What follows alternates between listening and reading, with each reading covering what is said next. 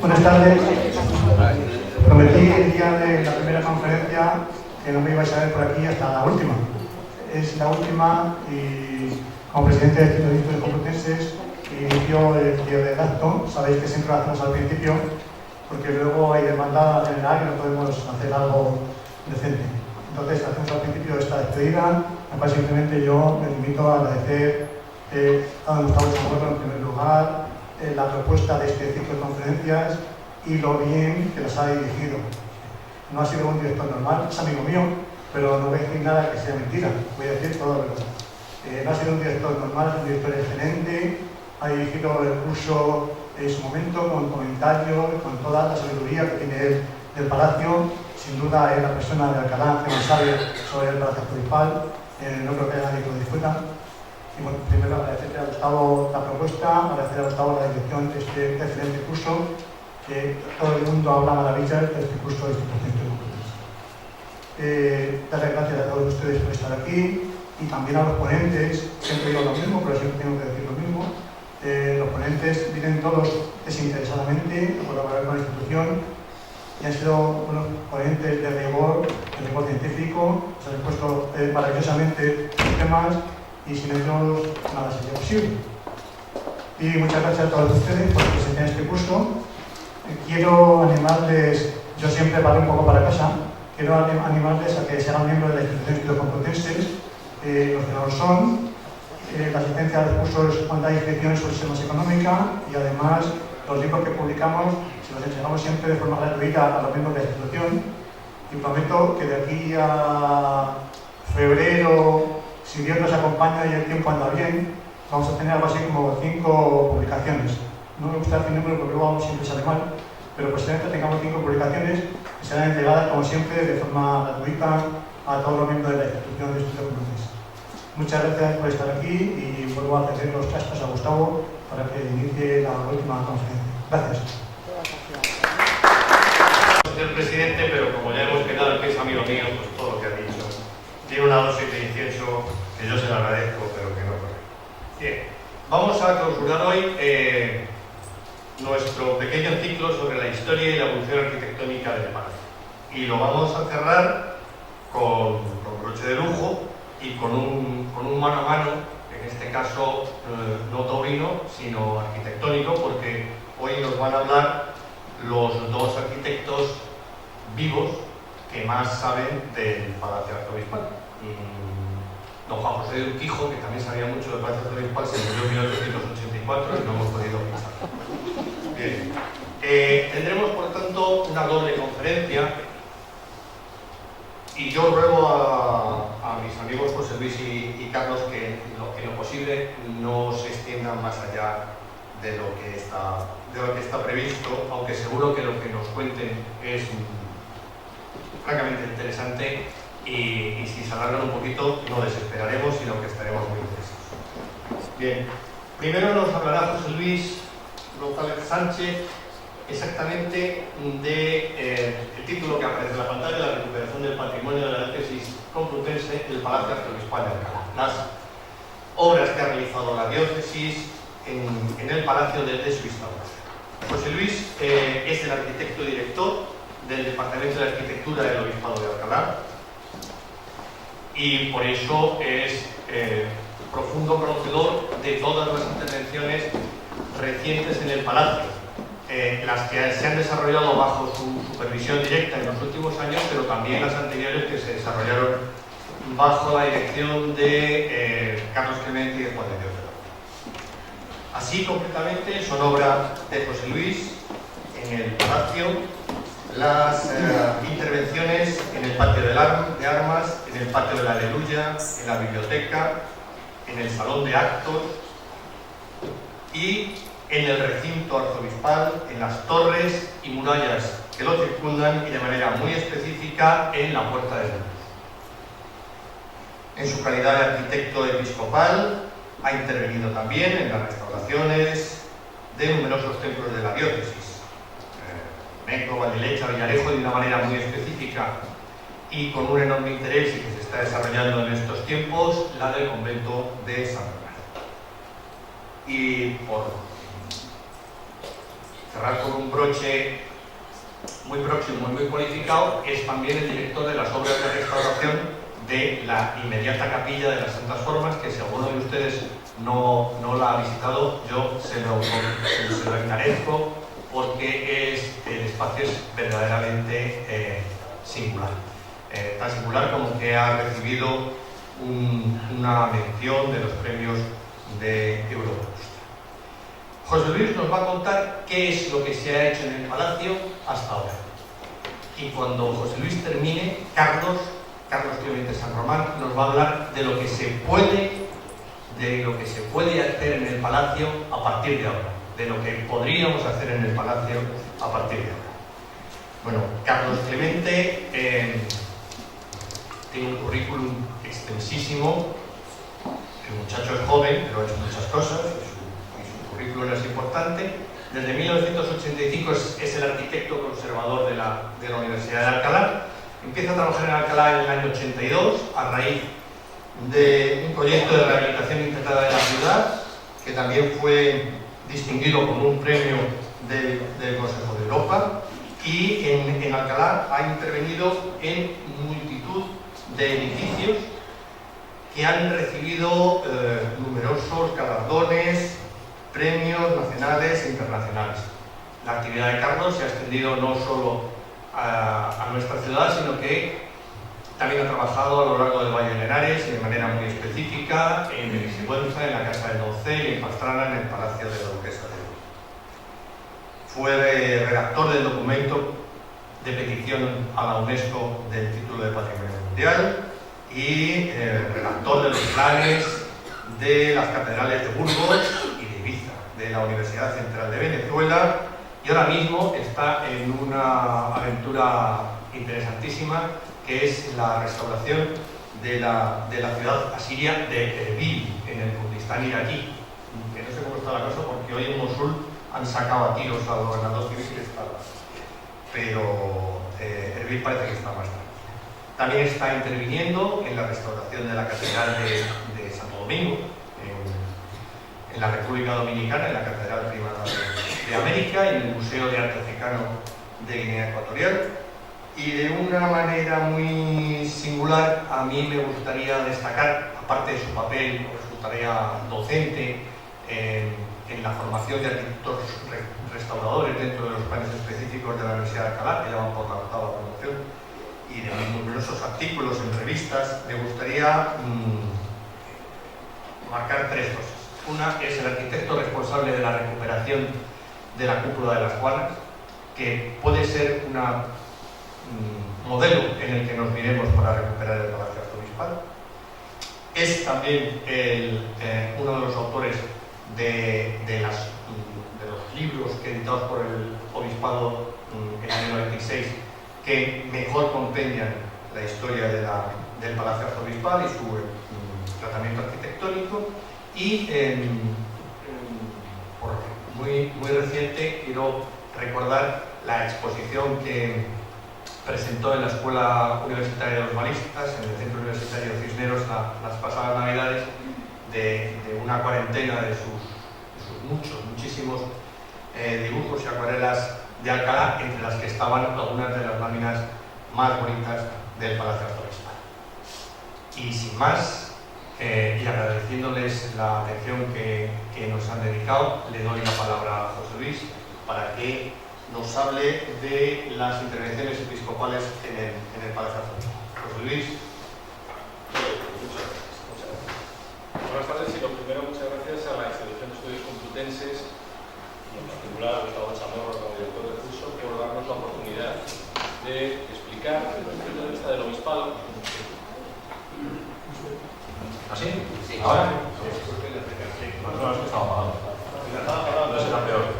Bueno, quiero decir, explicar desde el punto de vista del obispado cuál es la situación en la que se encontró el edificio, qué es lo que se ha estado haciendo, qué es lo que se ha estado haciendo en los últimos años.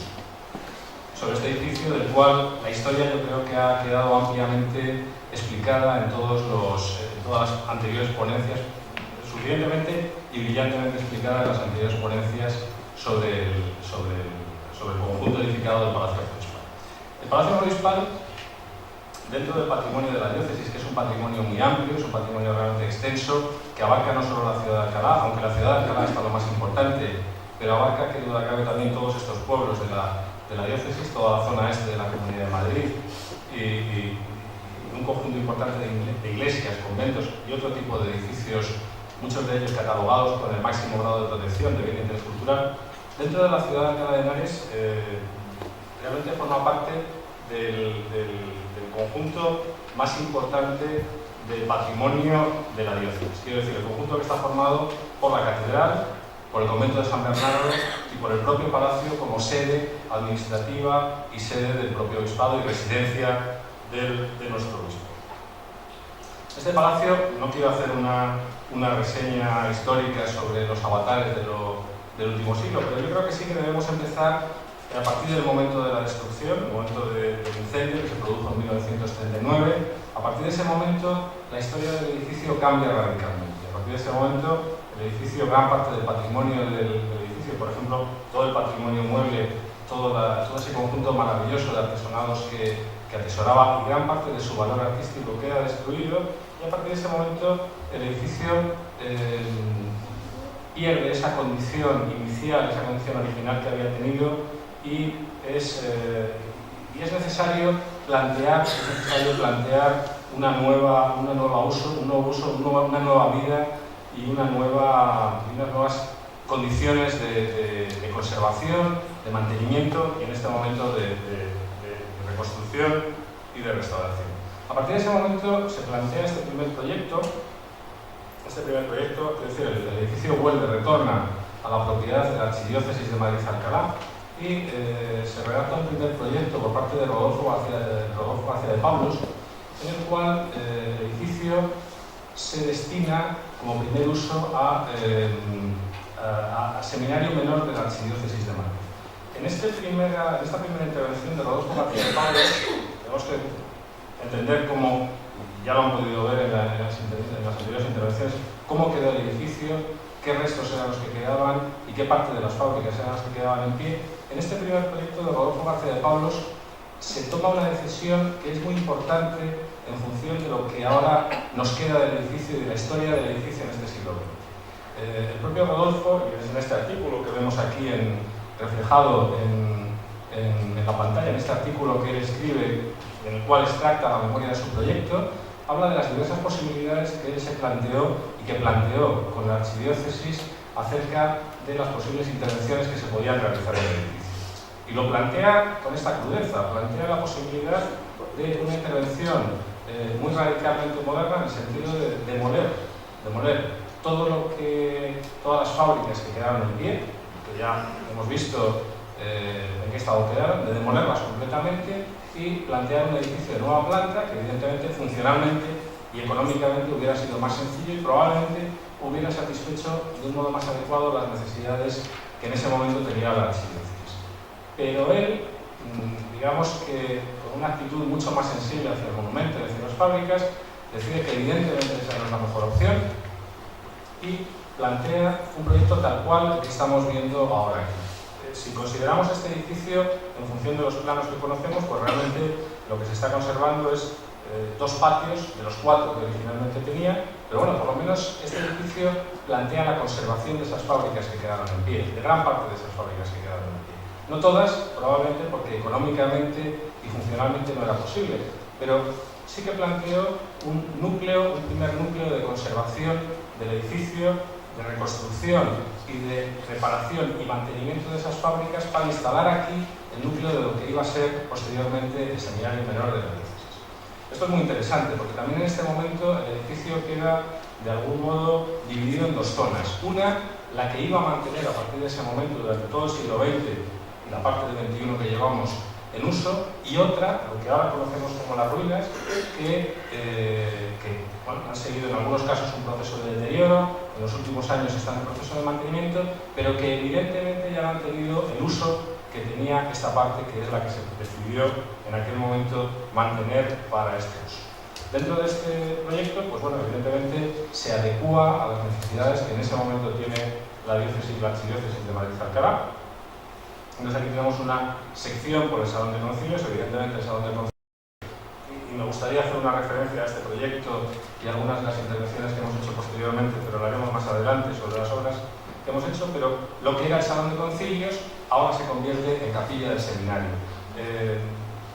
Bueno, aquí se ve simplemente una sección, se recupera aquello que es recuperable económica y técnicamente, sobre todo tenemos que entenderlo desde el punto de vista económico, porque evidentemente no era posible recuperarlo absolutamente todo, pero bueno, por lo menos se tiene una cierta sensibilidad acerca de las fábricas y de lo que queda. Entonces, qué duda cabe que este conjunto edificado, este conjunto que podríamos definir como uno de los mejores palacios renacentistas que hubo en España. Aquí tenemos una vista desde la torre de la catedral, una vista de lo que fue ese conjunto a finales del siglo XIX. No vemos aquí el interior, pero lo conocemos y vemos la importancia histórica, artística y arquitectónica que tuvo.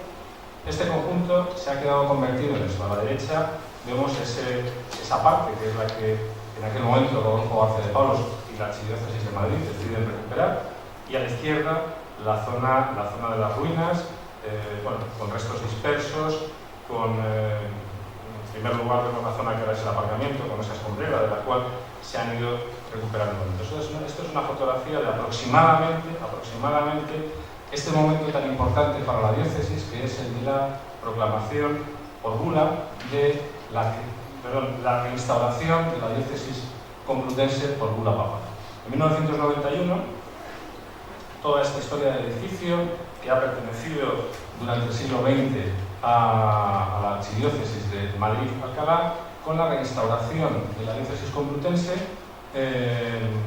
pasa, evidentemente, a ser propiedad de esta nueva diócesis, de la diócesis de Alcalá, y nuestro primer obispo, don Manuel Ureña, que ahora es arzobispo de Zaragoza, el que es arzobispo de Zaragoza, se encuentra con un patrimonio de la diócesis, un patrimonio disperso, un patrimonio en general en bastante mal estado, pero en particular si atendemos a este edificio del que estamos tratando hoy, al Palacio Arzobispal, pues podemos hacer un pequeño recorrido por los espacios interiores y vemos que era esto. Esto que vemos aquí es el Palacio Arzobispal, es el recorrido que hicieron los que en aquel momento eran los arquitectos, y yo tuve el placer de conocerles en aquel momento, Carlos Clemente, Juan de Dios Laoz y José Luis de la Quintera, los que en aquel momento eran los arquitectos que estaban encargados de la restauración del edificio, el recorrido que hicieron para determinar cuáles eran las circunstancias y las posibilidades que tenía el edificio. Era un edificio que, aquí lo vemos, prácticamente en el interior no conservaba nada de valor patrimonial. En muchos casos las instalaciones eran absolutamente obsoletas. En la fotografía inferior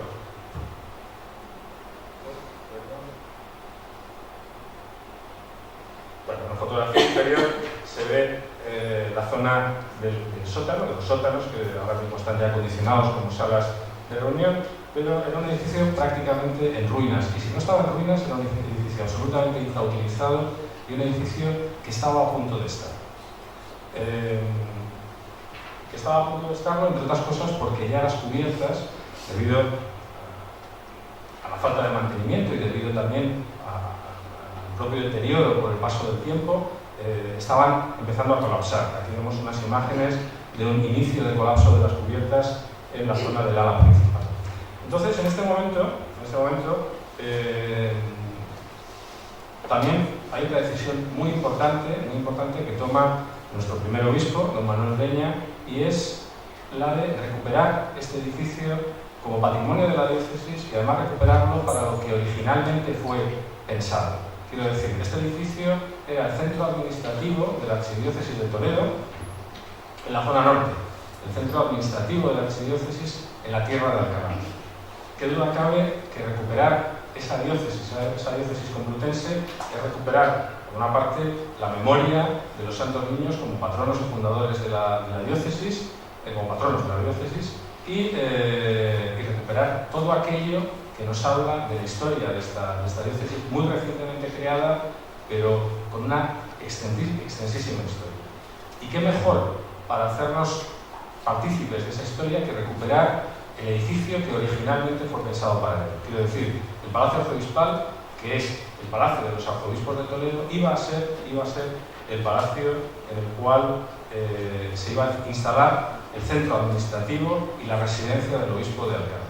Y entonces, por ello, evidentemente, esto en aquel momento ahora parece una decisión muy obvia, parece una decisión, y por supuesto podemos entender que es una decisión tremendamente acertada. En aquel momento era una decisión difícil de tomar, porque económicamente y administrativamente era difícil justificar que una diócesis que tenía gran cantidad de iglesias, muchas de ellas a punto de tener que cerrar, por defectos estructurales, por problemas de cubiertas, por problemas de todo tipo, bueno, pues iba a gastar una cantidad importante de dinero, o iba a intentar, luego veremos que ha sido con la ayuda de las administraciones públicas, o intentar recuperar este edificio tremendamente importante, pero tremendamente costoso.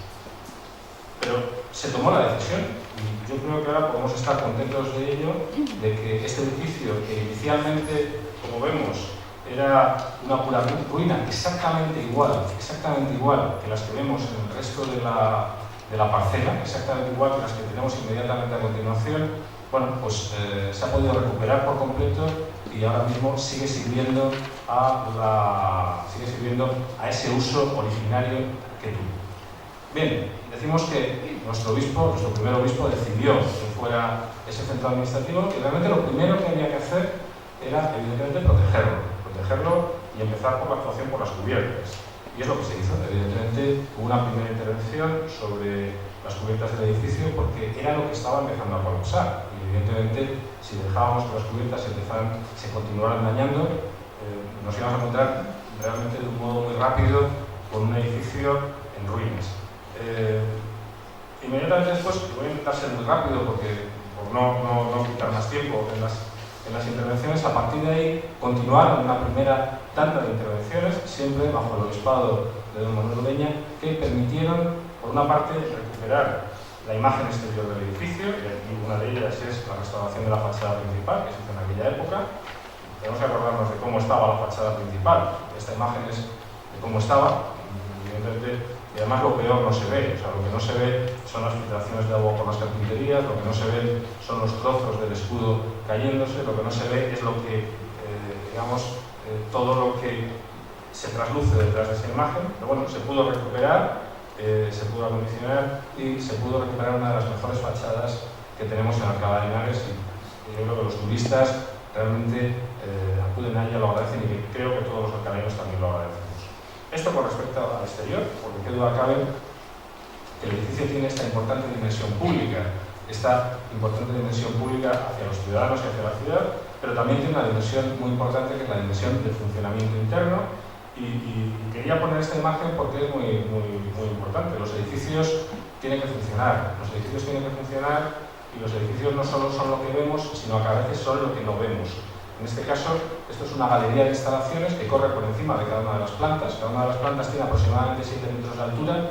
Esas plantas se dividieron en dos semiplantas, una realmente la de uso y otra una planta técnica por la cual corren todas las canalizaciones de instalaciones. Esta es una intervención que se hizo en el 98, 96, 94-95, o sea, tiene 20 años. Bueno, pues ha permitido que durante estos 20 años, tenemos que tener en cuenta los cambios tecnológicos que ha habido en estos 20 años en un edificio administrativo, pues no ha habido ningún problema para implementar todos estos cambios tecnológicos gracias precisamente a que se previó esta galería de instalaciones y que a través de ella se ha podido acceder a todas las nuevas tecnologías a cada uno de los edificios. Aparte de eso, otros elementos como la sala de los obispos, en la cual se inició una episcopología, y vemos las 3 primeras imágenes, la cuarta sería la del retrato del primer obispo, la quinta sería el retrato de nuestro segundo obispo, y así hasta que lleguemos a recuperar la historia completamente del edificio, o elementos como el sótano, uno de los pocos espacios construidos que nos quedan originales del conjunto, pero que no hemos visto en esa imagen anterior absolutamente destruido y que ahora se ha podido recuperar para el uso y para el disfrute. Y cuando digo para el uso y para el disfrute es porque se están constantemente celebrando cursos, conferencias, charlas en todos estos espacios que están siendo realmente muy vividos. Bien, esa primera intervención bajo el episcopado de don Manuel Ureña permitió que el edificio empezara a usarse, que era lo importante. O sea, realmente lo importante es cuando un coche no funciona es ponerlo en marcha. Bueno, en aquel momento se puso en marcha, se pudo poner en marcha, fue lo difícil, pudo arrancar y aunque en aquel momento quedó restaurado aproximadamente el 50% del edificio, fue el 50% del edificio que permitió que se empezara a utilizar y que todos los alcalainos y todos los feligreses de cada una de las parroquias entendieran que ese era su edificio y que ahí podían acudir. A partir de ahí se inició, bajo los siguientes episcopados, de Jesús Catalá y de don Juan Ignacio Reig, el actual, se han iniciado otra fase de intervenciones de las cuales me gustaría hacer simplemente una pequeña reseña de algunas de las obras que pueden ser más interesantes en función de lo que estamos hablando. En primer lugar, una intervención sobre el ala este, y creo que es interesante sobre todo en cuanto de presencia urbana que tiene el edificio hacia ese ámbito que es tan interesante como es la Plaza de las Bernardas, esa plaza que está cerrada por el ahora Museo Arqueológico, anteriormente Convento de la Madre de Dios, por el Convento de San Bernardo y por el otro lado por la fachada del Palacio Arzobispal. Esta fachada que, bueno, sufría de grandes daños de diverso tipo, no vamos a entrar a detallarlos, pero sobre todo unos daños tremendamente importantes en la crestería de piedra que la cerraban. Todos estos elementos pétreos que la cerraban y que dan precisamente ese remate urbano, ese remate tan interesante a esta fachada, tenían unos daños, aquí lo vemos, unos daños por disgregación y por rotura de elementos, daños probablemente provenientes, aquí lo vemos incluso desde la cara interior, provenientes probablemente del incendio, de los propios daños del incendio del Palacio Arzobispal, y que no se trataron debidamente en la intervención posterior, ya digo que muy probablemente por cuestiones económicas, pero que hacían que, aquí lo vemos, el estado de esas cresterías fuera realmente peligroso y difícil de mantener. Realmente nos salvaba el hecho de que, si se acuerdan, debajo de esto lo que hay es una zona cerrada, una zona vallada, que es la zona de ese perímetro vallado del Palacio Arzobispal hacia las Bernardas, pero en el cual nos encontramos parte del material de esta balaustrada caído.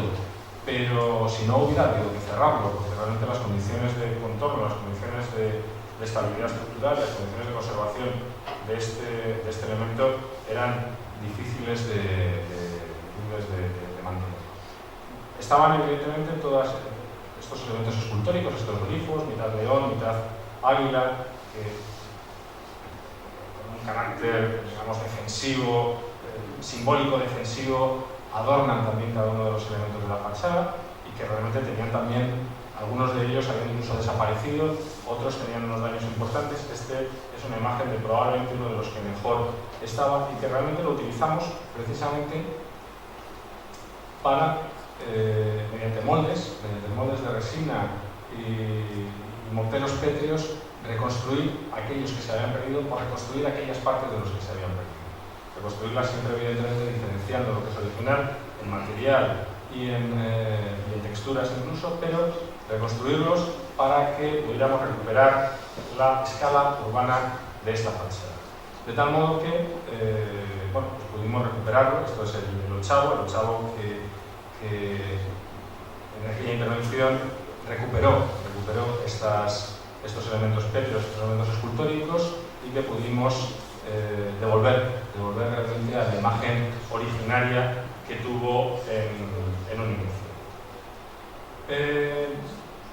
En esta intervención también fue muy importante, en esta intervención y en otras más que hemos hecho acerca del edificio, es muy importante, y para nosotros la verdad es que es muy importante en el sentido de que le añade capas de interés al propio edificio, la presencia de una colonia muy importante de esta ave, de esta rapaz de pequeño tamaño, pero que está en peligro de extinción, está catalogada como una especie en peligro de extinción, que es esta Cernígalo-primilla. Cernígalo-primilla es una especie rapaz, una ave que, como digo, está en peligro de extinción y que anida habitualmente en pequeños mechinares, en pequeños huecos, en pequeñas rendijas que puedan quedar en los edificios históricos.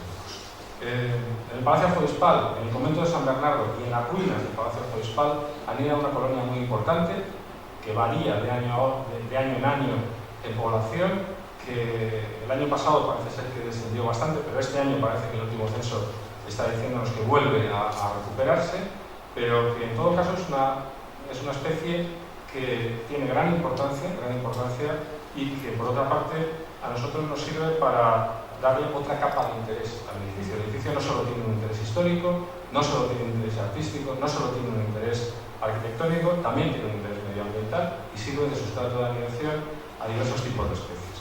Algunas dañinas como las palomas, que procuramos evitar en la medida de lo posible.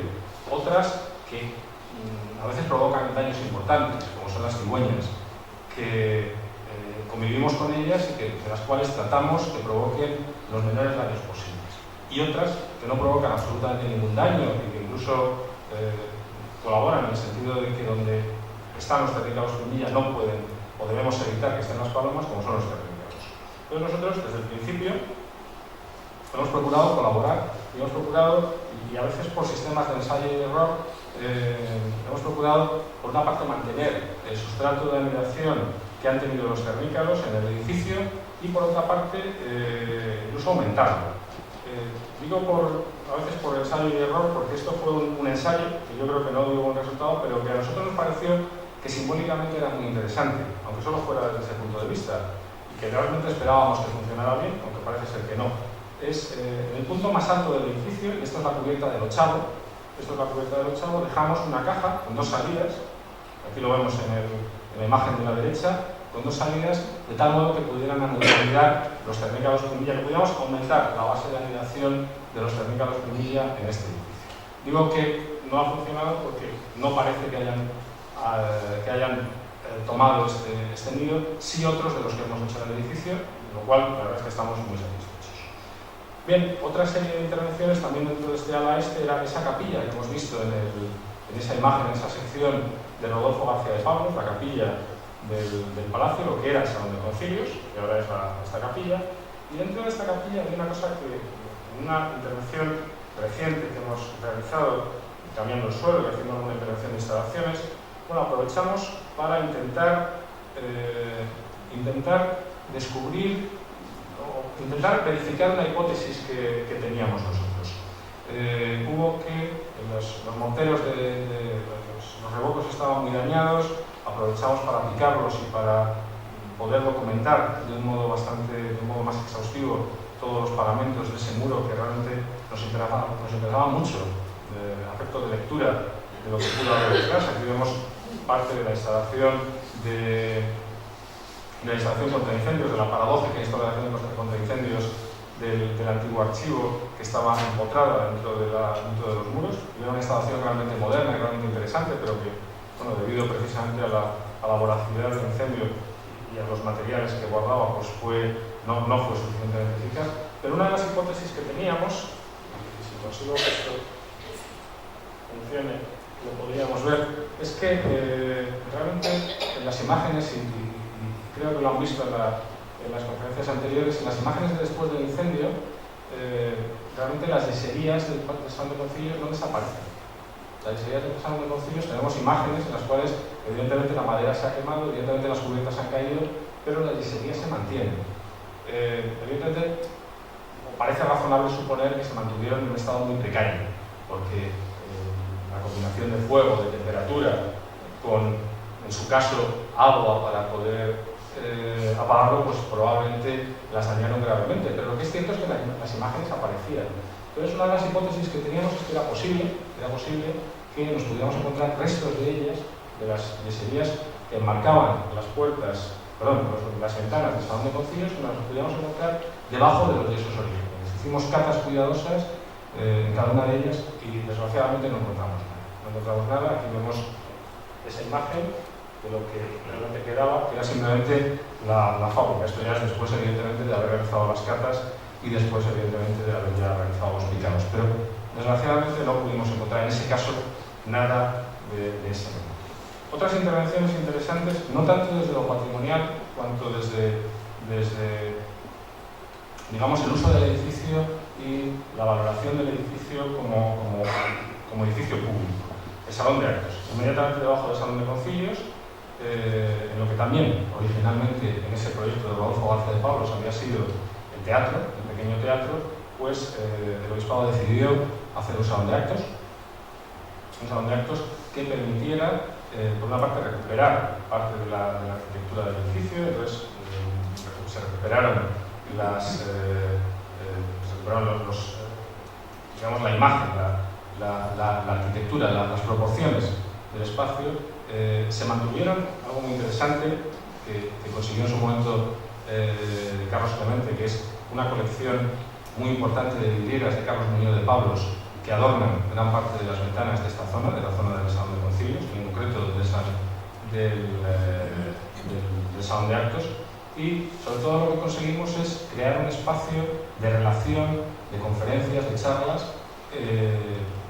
Yo supongo que no había ningún problema para que en alguna otra ocasión una conferencia de este tipo se pudiera celebrar allí, probablemente.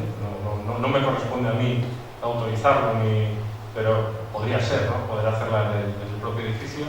Pero sobre todo es un espacio en el cual permite que zonas públicas, zonas del edificio vuelvan a tener un uso público y se pueda utilizar y se recupere esa relación entre el edificio y los ciudadanos. Otra intervención que también es muy interesante es la de la Biblioteca Diocesana. Nuestro obispo decidió que hubiera una biblioteca diocesana, no tanto como centro, bueno, por una parte como centro de investigación, como sala de lectura del archivo diocesano, que ahora mismo está en proceso de catalogación y de digitalización, y también como lugar de intercambio cultural, de estudio y de conservación de bibliotecas y de posibles donaciones que pudiera haber, que tuvieran relación con la teología o con la historia del edificio o de Alcalá de Henares. Cuando nos planteamos el proyecto de este edificio, evidentemente yo creo que fue una decisión bastante obvia y ahora verán el resultado final. Yo creo que no fue una mala decisión. Nos planteamos también recuperar parte de la historia del edificio. Parte de la historia del edificio en el sentido de que el edificio había sido archivo y por tanto había tenido estanterías. Y además eran unas estanterías que teníamos perfectamente documentadas. Las teníamos de un modo exhaustivo en planos, en fotografías, en dibujos de todo tipo. Por tanto, plantear, como se ve aquí en la imagen de la derecha, una reconstrucción de esas estanterías para que pudiéramos reconstruir recuperar o rememorar esa parte de la historia del edificio que había sido su uso como archivo, pues nos pareció una decisión adecuada y este es el espacio que ahora mismo todavía le falta precisamente lo que le dará nombre, le faltan todavía libros, pero por lo menos el espacio existe y de algún modo también recuerda parte de esa historia no eclesiástica, pero sí civil del edificio y que creo que también reservado. A partir de aquí, qué duda cabe que el edificio no es solo el conjunto en sí, no solo la superficie construida, sino también los espacios exteriores y los espacios de relación y en particular el espacio de relación más importante, que es el patio de armas, el patio delantero. El patio delantero que, bueno, es que aquí vemos un plano, pero yo creo que es más definitorio esta imagen. Todos lo recordamos más o menos así. Evidentemente, no solo como entrada de un edificio que requiere la dignidad de este, sino incluso como lugar de celebración de actos, como lugar de encuentro, como lugar donde los visitantes pueden entrar. Cualquier cosa que queramos imaginar, evidentemente es muy difícil que se pueda celebrar en un espacio así, incluso como marco arquitectónico, como marco del propio edificio. Evidentemente aquí lo importante es la fachada, pero habría que darle un marco adecuado a esa fachada para que se pueda conocer y se pueda ver. Y se redactó este proyecto, que pretendimos que fuera lo más sencillo posible, lo más discreto posible, y que pasara lo más desapercibido posible en relación con la arquitectura del edificio. O sea, de hecho, este plano es casi diría que demasiado agresivo en relación con el resultado final. Técnicamente, pero no vamos a entrar ahora en las cuestiones técnicas, pues evidentemente esa plaza de armas es también el lugar, ese patio de armas es también el lugar de entrada de todas las acometidas, de todas las instalaciones. Debajo de esa plaza, de ese patio, ocurren cosas. En el encuentro de ese patio con el edificio también ocurren cosas. Evidentemente, en el encuentro del edificio procuramos evitar daños, evitar problemas, sellando, haciendo cámaras de ventilación, solucionando todos los problemas que pueda tener humedales y finalmente, bueno, esto es prácticamente el resultado final, pero simplemente es eso, y como lo conocen yo creo que no hay que incidir más en ello, simplemente el intento de buscar un marco, una alfombra, una plataforma de relación lo más neutra posible, que simplemente sirva para poder pasar por ella, que quede desapercibida y que nos lleve la vista a lo importante que es el propio Palacio de Arzobispo. Aprovechamos también para intervenir en el patio posterior, en el patio de la Aleluya, que evidentemente no tiene el carácter público que tiene el anterior, evidentemente tampoco tiene la importancia artística o la importancia arquitectónica que tiene el patio delantero,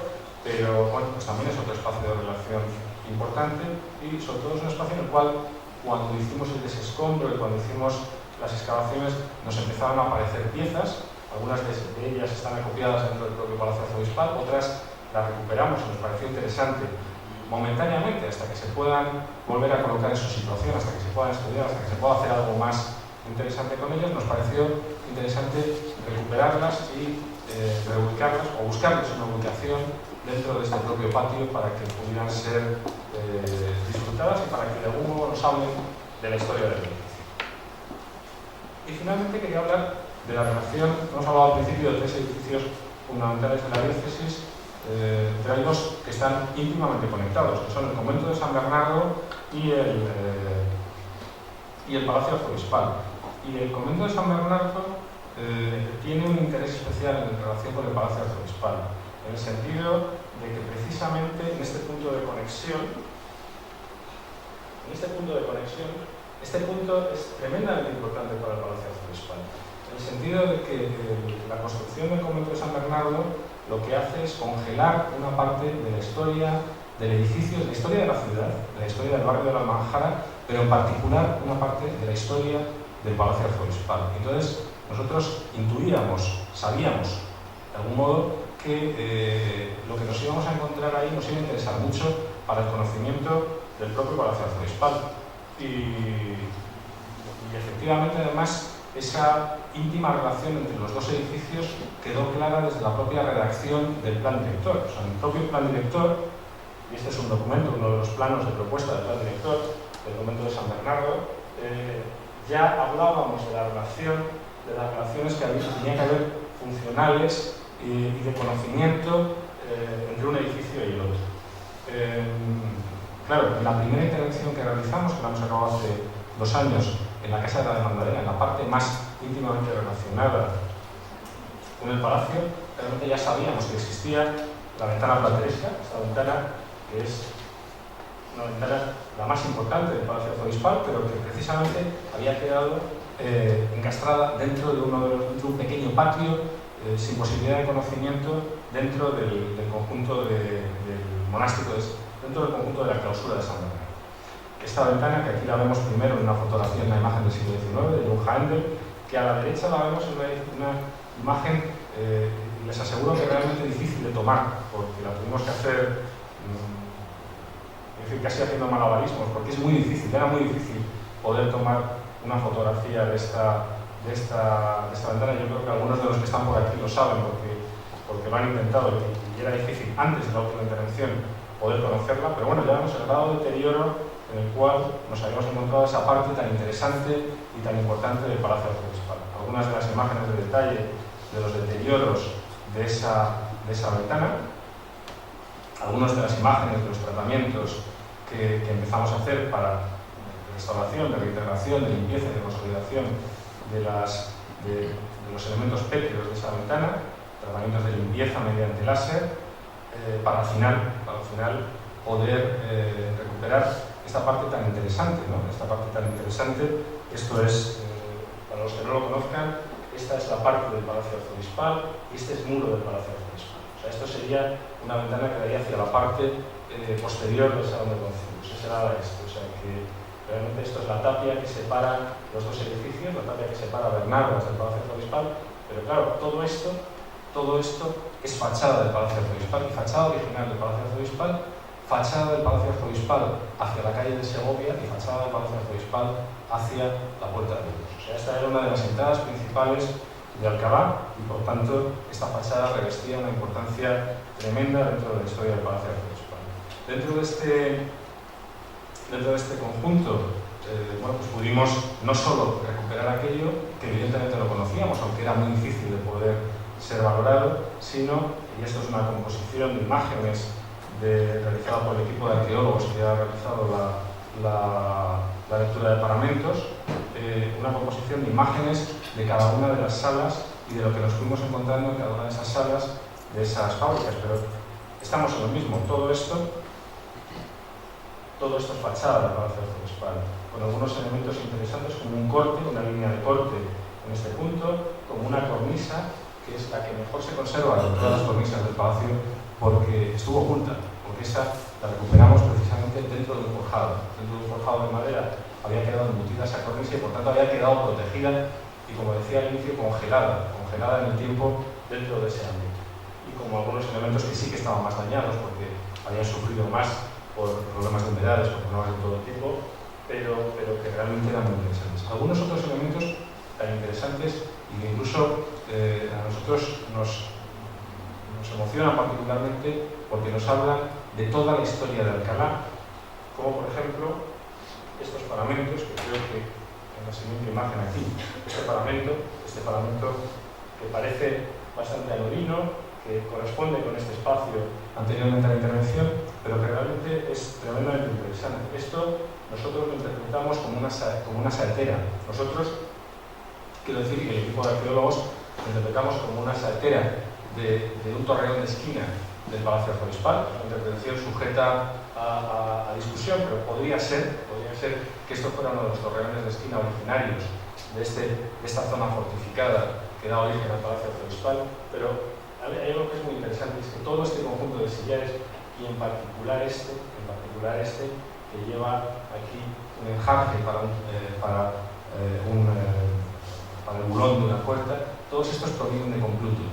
O sea, estamos en un espacio que nos lleva a Complutum, a la ciudad romana de Complutum, que nos lleva después a la Alcalá medieval, al siglo XIII, al inicio, probablemente parece que nos lleva al inicio del Palacio Arzobispal, que continúa en su historia con el convento de San Bernardo, siglo XVII, XVIII, XIX, XX, y que finalmente se restaura ahora en el siglo XXI y que continúa hacia el futuro. Yo creo que eso es para nosotros un resumen de la historia de lo que ha pasado con el Palacio Arzobispal, en general con todo el patrimonio de la ciudad de Alcalá, pero en particular, hoy que estamos hablando con el Palacio Arzobispal, de lo que ha pasado. Es un patrimonio que nos habla mucho del pasado, pero que también se proyecta de un modo muy, muy claro hacia el futuro. Y importante era esto, o sea, importante era hablar de lo que se ha hecho, y es importante que seamos conscientes de que ha sido una inversión muy importante, muy difícil de gestionar y realmente yo creo que muy productiva.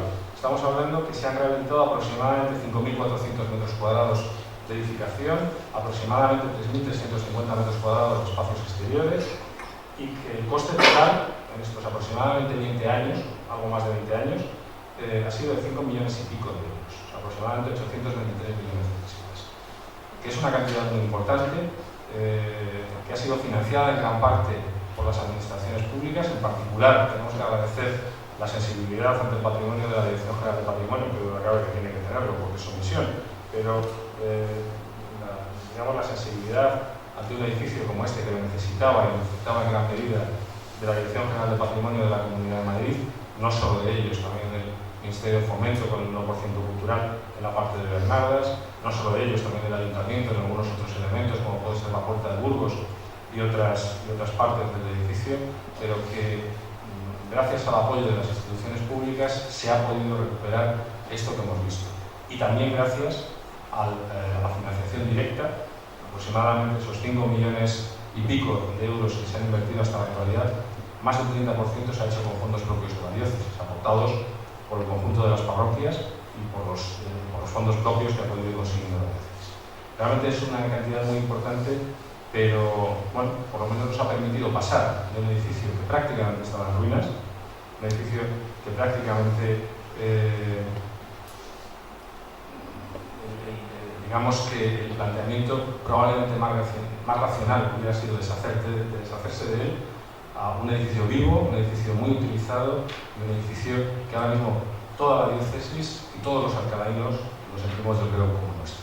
Y esto es lo que quería contar. Este es el estado actual y yo creo que lo que es interesante ahora es hablar de lo que puede ser este edificio y este conjunto hacia el futuro. Y le dejo la palabra a Carlos Clemente para que pueda continuar con esto. Muchas gracias.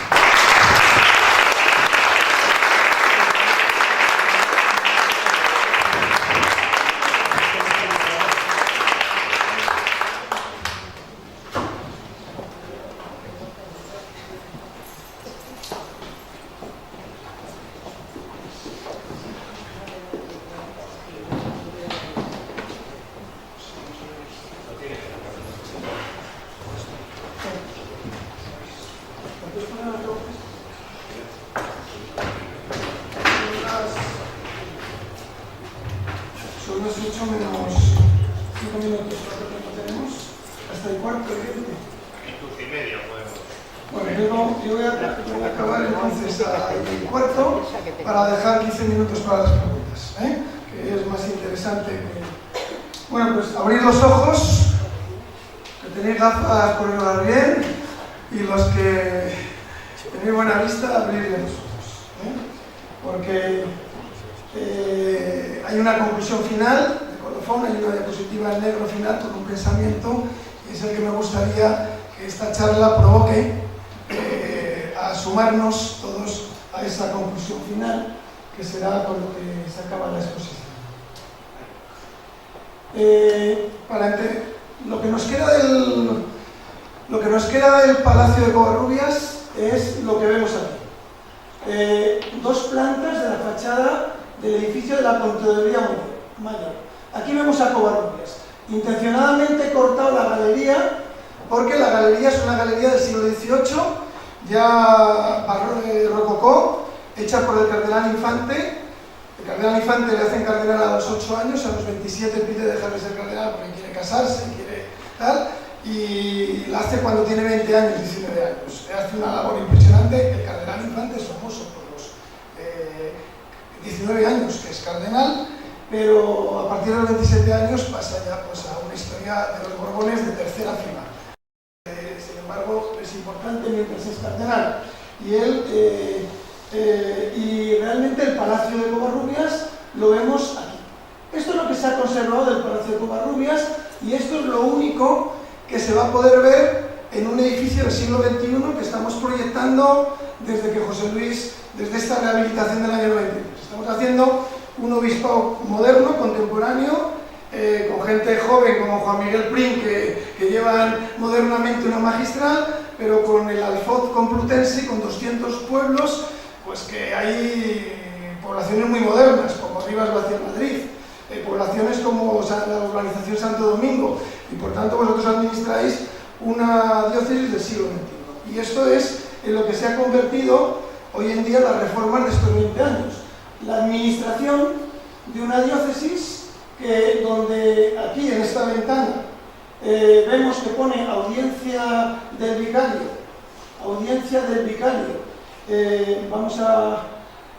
donde vemos que pone el escribano mayor, donde vemos que pone los escribanos del vicario, y donde vemos que Covarrubias tiene que proyectar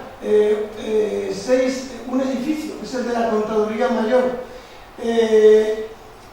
con unas funciones para administrar una diócesis moderna, renacentista, tremendamente innovadora en ese año, que hace un palacio al modelo italiano, y en una ciudad medieval ya anticuada se crea un palacio moderno. Pues nosotros la gente que está utilizando hoy en día el palacio, con lo que se está recuperando, es una administración de una diócesis totalmente telemática, totalmente informatizada. A mí me llegan correos de diversos párrocos de la diócesis y sobre todo de la magistral, en la que enseguida tengo en web el concierto del sábado y lo puedo ver desde mi casa y lo puedo ver casi en directo. Y cuando vamos a los conciertos los fines de semana, vemos el teclado y las manos. Pues este es el proyecto que se está haciendo. O sea, tenemos que tener claro que igual que Covarrubias hizo este proyecto tremendamente rompedor, daros cuenta que se descubre en 1480 la iconografía de las termas romanas y a partir de ahí se transforma toda la arquitectura gótica y prácticamente a los 20-30 años una persona como Covarrubias, que nace en el 7 y cuando tiene 35 años está haciendo este palacio ya en época de arquitectos de madurez, él ya está situando una iconografía bíblida de hombre y mujer.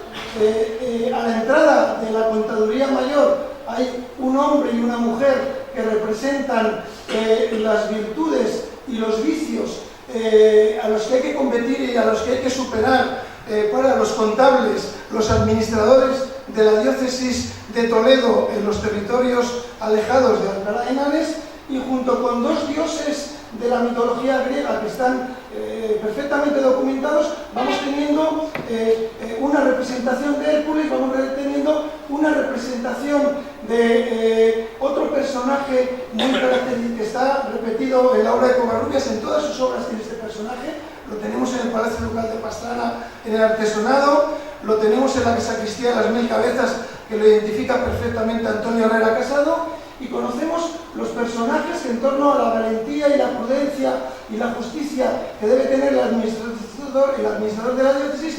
Tenemos a la diosa Cerea y tenemos la prudencia de la mujer, la generosidad de la mujer y las virtudes que están representadas en esta fachada para que los administradores vicarios de la diócesis recuerden que en la base de nuestra cultura, en la base del cristianismo, está lo que significa este palacio.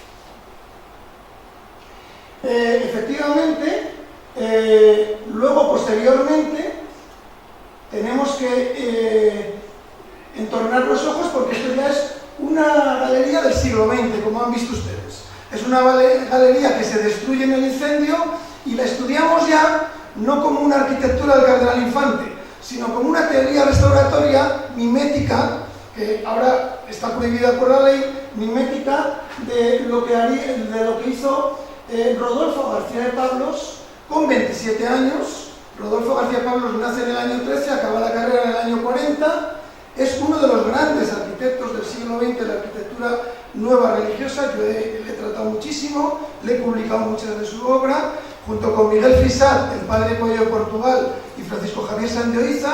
Rodolfo García de Pablos hace la gran arquitectura sacra del siglo XX español. En una revista que hemos publicado muchas obras, hemos publicado la obra completa de Rodolfo García de Pablos. Pero Rodolfo García de Pablos, su segundo proyecto, nada más acabar la carrera, la acaba en el año 40, al poco de acabar la guerra civil, le encargan el seminario de mayor de la diócesis de Madrid-Alcalá, que pasa a ser, cuando acaba la obra, el seminario menor. Conocemos de Rodolfo García Pablo los planos que publica la Revista Nacional de Arquitectura, y estos los tenemos muy publicados. No conocemos su proyecto. Yo sí he hablado con Rodolfo García Pablos de la obra. Gustavo, tenéis que ir, igual que estáis yendo a Toledo, ahora sacaremos todos los temas de la huerta, del palacio y tal, tenéis que ir al Obispado de Madrid a sacar el proyecto de Rodolfo. Él era un hombre tremendo, buen arquitecto, tremendamente meticuloso, con una carrera excelente.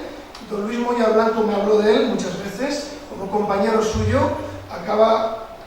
es compañero de Don Luis Moya Blanco, y yo le he conocido personalmente y me ha contado lo que ha hecho.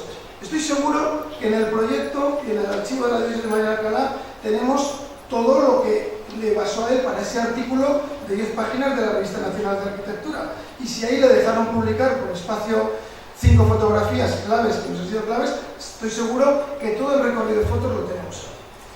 Pero Esta es la obra del cardenal Infante, pero yo quería que no miráramos hacia arriba, sino que miráramos hacia abajo.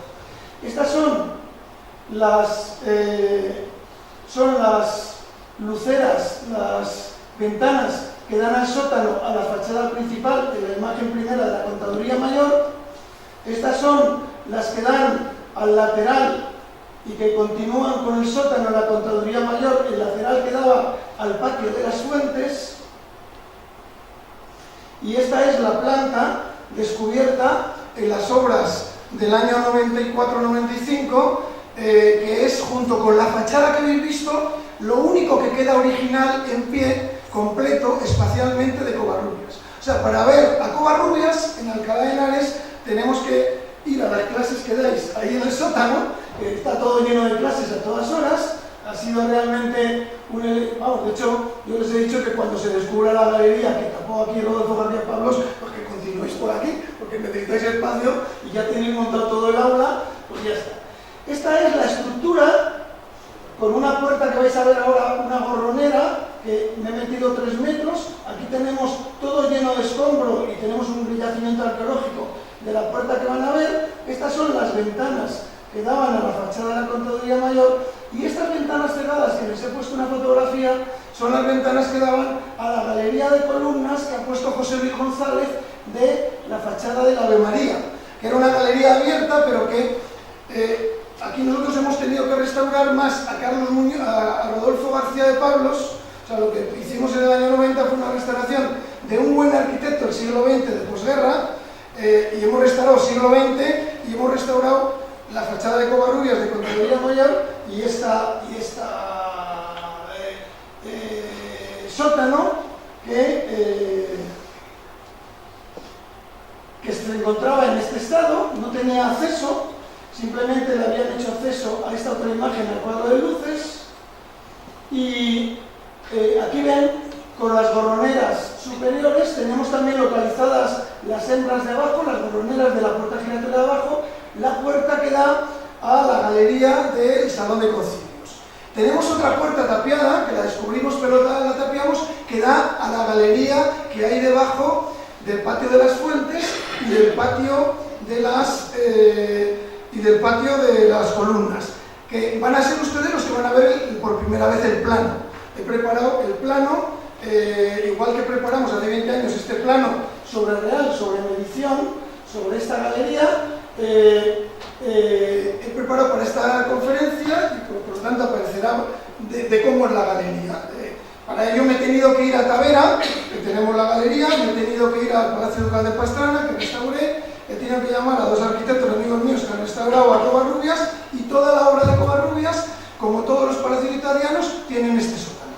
O sea, Covarrubias introduce el sótano en su arquitectura y no hay ninguna obra de Covarrubias que no tenga este sótano. Por tanto, el patio de las columnas, aunque no existan planos en la documentación, lo tiene, no solo por el georradar que hicimos hace 20 años y por las ventanas similares que les voy a enseñar que tenemos en la fachada de la Ave María, sino porque no sería una obra de Covarrubias, sería una obra rara de Covarrubias, teniendo toda esta galería con estas ventanas. Esta es la ventana cegada en el siglo XIX, cuando Urquijo derriba la galería de la Aleluya por un expediente de ruina que tenemos muy bien documentado, y ciega todas las ventanas, que no obstante las sacamos en la restauración, sacamos la madera de cómo era, y hoy en día se pueden ver en la galería. Me decía Vicente, qué bien os quedó esto. Y yo le decía, no, Vicente, esto le quedó bien a Covarrubias. Aquí sí que podemos decir que esto le quedó bien a Covarrubias, porque esto sí, este arco sí está dirigido por él, esta ventana, esta estereotomía está dirigida por él, y la imagen anterior, esta puerta, y a estos canteros los ha dirigido sin duda Covarrubias, porque además es igual que la que he estado viendo en Santa Cruz.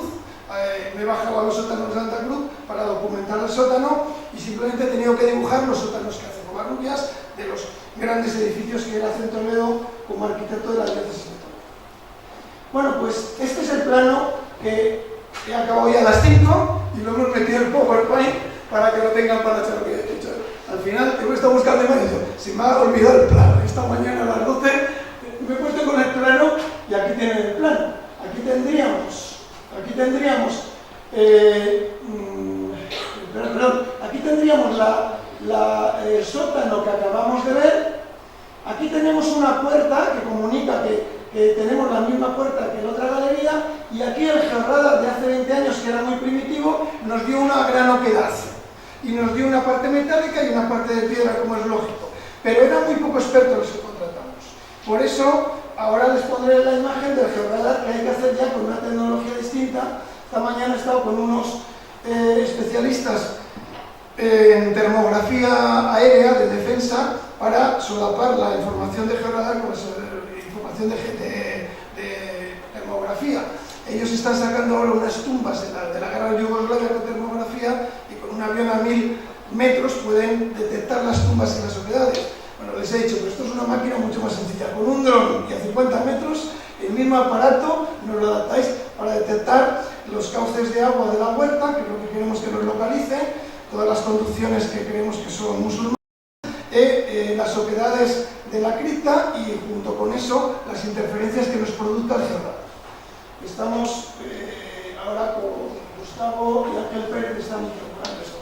Esto sería una planta siguiendo la tipología de la arquitectura de Covarrubias. Es decir, aquí tenemos seguridad que hay planta, aquí tenemos seguridad porque tenemos esta ventana, solo he dibujado la ventana que realmente tenemos, pero en cuanto excavemos 1 metro nos aparecerán las otras ventilaciones, y esto estaría debajo del Salón de San Diego, estaría debajo de lo que sería la puerta del Palacio Mudéjar, donde se conservan aquí los muros.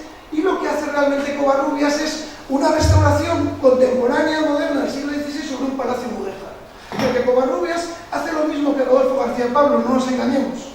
Igual que Rodolfo García Pablo, para hacer el seminario, derriba la Galería del Infante y derriba y hace esa capilla, Covarrubias hace lo mismo. Derriba un Palacio Mudéjar, lo deja la cuba, que la tenemos localizada, deja la puerta en recodo, deja este arco, deja del Salón de San Diego hasta 6 metros del palacio. Tenemos muchos restos del Palacio Mudéjar, y hace un palacio tremendamente moderno para una administración moderna, tan moderna como la del Cardenal Tavera, que ese sí es un hombre de madurez. Ese muere siendo cardenal de Toledo en el año 55, ya con 50 años, y hace una grandísima obra, pues porque era antes el arzobispo de Plasencia y arzobispo de... Con lo cual esta planta, pues son ustedes los primeros que la ven. Creo que no me equivoco mucho, veremos dentro de unos meses lo que nos da la tercera georradar. Pero esa planta es la que a mí me cuenta Rodolfo García Pablos, hombre al que valoro muchísimo, al que hay que estudiarlo y al que hay que introducirlo junto con Urquijo, que también el otro día partí una lanza por él, porque tenemos muy buenos restauradores violetianos, que hoy ninguno somos violetianos, del 19, y tenemos un gran arquitecto, es como si hubiéramos tenido a Fisar. Rodolfo para mí es como Fisar. Su hijo ha sido el director general, Fito, su hijo se llama igual, ha sido el director general de arquitectura y vivienda durante toda la época de Leguina. Es el que ha hecho la guía nuestra de Alcalá de Henares del libro morado, pero todo el catálogo inventario ha sido... su hijo también es un arquitecto formidable, dedicado al urbanismo y a la catalogación de arquitectura, pero es un buen amamado de su padre, la buena arquitectura. Él ha sido 20 años, ha sido director general de arquitectura, Fito, el hijo de Rodolfo García Pablos. Esta es la sección del palacio actual. Estas son las plantas tecnológicas que se montaron como un edificio del siglo XXI. Nosotros, como ha dicho José Luis, estábamos haciendo un edificio telemático, un edificio que el 50% de las instalaciones son para meter tecnología, meter LEDs, meter wifi, meter fibra óptica, y un edificio que tiene que funcionar para administrar una diócesis que estáis atendiendo a 200 localidades y se atiende por el teléfono, con lo cual pues la obra que tengo que hacer pues, es un... Pero, como les recuerdo, esto es lo que queda junto con este muro. Estos dos muros son los que quedan de la obra de Covarrubias, y espacialmente lo único que se salvó de la obra de Covarrubias es esta cripta, más lo que vamos a ver ahora. Bueno, esto sería el siguiente paso. ¿En dónde estamos ahora después de 20 años? Pues el siguiente paso es, con la tecnología que están haciendo en Pompeya, con el georradar de Pompeya, que no lo hay en España, nos lo traemos y nos hacen una lectura en vídeo. O sea que dentro de pocos meses, si hacéis otro curso, tendremos en vídeo el subsuelo cada 5 centímetros. Y iremos viendo cómo van apareciendo una columna, y aparece una columna de pies. capitel y tal. No es tan gráfico como tal, pero los que tenemos que están llevando Pompeya, están llevando Milán, los que van a venir a hacerlo, lo son. Si además conectamos con los que están viendo la tumba de Hussein, o sea, localizaron a Saddam Hussein escondido con un avión y tal, con la termografía contemporánea, creo que nuestro georradar va a ser un plan innovador. Bueno, vamos a prospeccionar 52.000 metros cuadrados. 52.000 metros cuadrados de un palacio del siglo XXI con un proyecto del siglo XXI. Y dense cuenta que estamos haciendo 5 restauraciones. Estamos restaurando, yendo de atrás para adelante, estamos restaurando a un gran arquitecto de arquitectura contemporánea, restaurador, arquitecto de la Diócesis de Madrid durante 10 años y de Plasencia, que es Rodolfo García Pablos, del siglo XX. Estamos restaurando un gran arquitecto violetiano con 43 proyectos, nada más, que es Urquijo, más los que nos dijo Josué el otro día. Estamos restaurando a Covarrubias, un arquitecto tremendamente rompedor, moderno, que rompe todos los moldes en la Catedral de Toledo, el Hospital de Tavera. A mí siempre don Luis Moya me decía que es el precedente del Escorial, siempre me lo ponía y yo lo tengo idealizado, el Hospital de Tavera, porque dice, es el precedente en XY, en 2 coordenadas de lo que es el Hospital de la Jerusalén Celeste, que luego Herrera pasa a 3 coordenadas, pasa a 3D en el Escorial. Estamos restaurando el Palacio Mudéjar, que no es baladí. El Palacio Mudéjar es una construcción del 1080 que llegan los cristianos a el 1540, 500 años. O sea, estamos restaurando un palacio que se restaura y pervive 500 años, del cual nos quedan muchísimos restos. Cuando se ha pelado en el incendio el Palacio Renacentista, lo que nos aparece son muros de tapial y construcción claramente mudéjar. Pero es que todo el salón de concilios es una construcción trastamara, es una construcción mudéjar. Ya no es una construcción, o sea, todo el salón de concilios es trastamara, como es trastamara hasta la 2ª planta y media del Colegio San Ildefonso. Son cajones de tapial, son pues como calabazanos, como Santa Clara, son cajones de tapial con verdugadas de ladrillo. Que eso ya no lo hace Covarrubias. Covarrubias lo que hace es 2 hojas de sillar y cal y canto, hace un muro estructural, igual que Juan de Herrera hace ya grandes sillares de esclerotomía en el Escorial. Pero la obra de Covarrubias se olvida ya totalmente de las verdugadas de ladrillo, no hace el Palacio Mudéjar que tenemos ahí. Y estamos restaurando, según están todos los investigadores ahora en arquitectura almohade, pues nos están encontrando el Palacio Mudéjar nos están encontrando la almohaina califal, que es probablemente el origen de la huerta. Entonces va a ser muy importante todas las construcciones de la huerta, va a ser muy importante toda la excavación el georradar que les hemos pedido en los dos patios del Palacio Renacentista y de la, ¿cómo se llama el barrio medieval que has dicho antes? Y la Almajara, que efectivamente tenemos una oportunidad única porque toda la ciudad medieval que ocupan los cristianos, que colonizan como ciudad urbana ya cristiana, de época cristiana toledana, sobre lo que es una almohaina califal, que es de un señor nada más, nos va a aparecer en el campo de deportes, en el campo de fútbol. Quiero decir que no podemos ver la restauración del palacio como tal. No estamos restaurando el Palacio de Covarrubias, que quede claro. Vamos a recuperar todas las piezas. Y tenemos ya 1000 piezas catalogadas, que las van a ver ahora. Aproximadamente. Yo dimos un borrador de 360 y hay muchísimas más. Pero claro, cuando hagamos el georradar nos van a aparecer lo que a mí me contó Rodolfo García Pablos. Mira, Carlos, yo lo metí todo en los huecos del suelo, metí todo el palacio, catalogué todo, lo saqué todo y me pidió don Antonio Almagro unos capiteles para el Museo Arqueológico Nacional. Luego, posteriormente, cuando él ya es arquitecto de la Diócesis de Plasencia, hacen la Casa de Cervantes, González Balcácer, otro arquitecto del régimen. Y entonces él es el que ya recoge esos capiteles y se los lleva de los que hay en el palacio. Pero con esto yo quiero decir que no podemos subestimar al arquitecto de la posguerra, porque él a mí me dijo que lo metió todo en los huecos. y lo metió todo en el sótano. Y vamos a ver qué es lo que ocurre cuando nos hagan, pero probablemente lo más valioso que conservó, excepto la escalera que le dio tanta importancia, que la instaló en el palacio, y cuando hicimos la reforma la sacamos del palacio para llevarla al Museo de la Magistral, probablemente gran parte de los elementos que ahora estamos encontrando en la puerta en estos 20 años que se han encontrado en la restauración de la muralla se van a encontrar. Esta es uno de los planteamientos del recorrido de la Gerrada, y esta es la imagen del barrio Mudéjar. Aquí tenéis el palacio, aquí tenéis el patio de las fuentes y aquí tenéis las construcciones, todas las construcciones que se quedan dibujadas en el dibujo de Vingaerde del barrio Mudéjar que nos van a aparecer. Tenemos una planta, de esto nosotros hemos sacado una planta y un libro, hay un plano publicado de los de color que os hicimos con la planta supuesta, pero no deja de ser una invención. No es una planta precisa como son los planos de Urquijo del Palacio de Covarrubias que hacen en el siglo XIX. Pero todo esto, todo el campo de fútbol, más todo el solar de Cáritas, más el huerto de las Bernardas, ahí tenemos la ciudad Mudéjar, que es otra excavación distinta a la de palacio. Por tanto, el tema del curso es el palacio. Podría ser el palacio, pero no es el palacio es esto. Esto es el palacio.